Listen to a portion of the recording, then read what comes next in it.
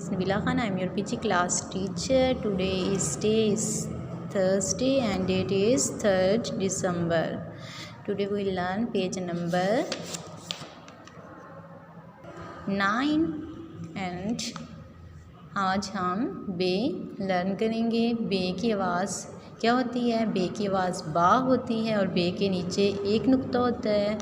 बे की आवाज़ बा बा बंदर। बे से क्या बनता है? बे से बनता है बंदर। बे की आवाज़ बा बा बंदर। बे से और क्या बनता है? बे से बा बकरी बा बिल्ली। इसमें हम बकरी में कलर करेंगे, ब्राउन कलर करेंगे और बिल्ली में भी हम इसी तरह ब्राउन या ब्लैक कलर करेंगे। देन हम पेंसिल फेरिए वाला वर्क करेंगे।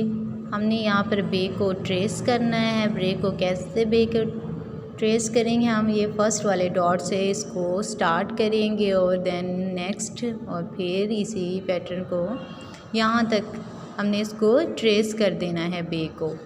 फिर नेक्स्ट बे को भी हमने इसी तरह ट्रेस कर देना है। ये हमारा आज का काम कंप्लीट हो जाएगा। Thank you.